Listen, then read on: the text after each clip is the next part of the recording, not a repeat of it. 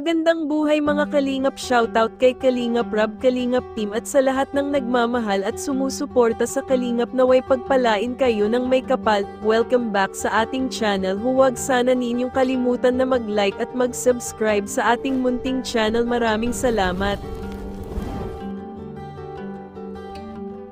Ang pag-uusapan natin ngayon ay ang pinaka-espesyal na araw ni Kuya Jomar. Binabati ko pala ng happy birthday ang nag-iisang pinakagwapong member ng Kalingap, of course ang napaka-humble at napaka-mabait na si Kuya Jomar.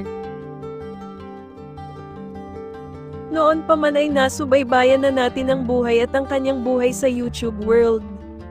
Hindi lang ang buhay ni Kuya Jomar kundi pati na rin ang love team nila ni Carla sa ilalim ng Kalingap na binubuo ng amang si Val Santos Matubang at ang anak na si Kuya Rab. Alam natin na naging success ang buhay ni Kuya Jomar sa mundo ng pag-YouTube, although may mga upside down ito. Naging saksi din tayo sa mag-5 buwan ng love team ang Jomcar at lahat po tayo ay natuwa sa love team ni Kuya Jomar at Carla.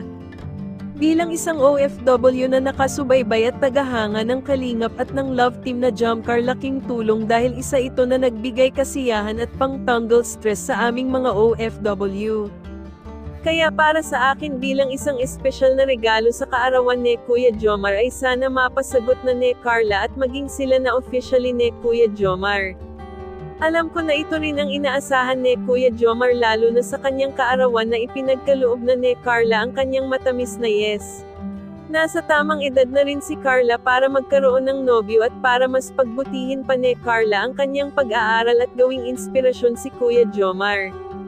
Kayo mga idol, ano sa tingin ninyo? Please give us your thoughts and opinions.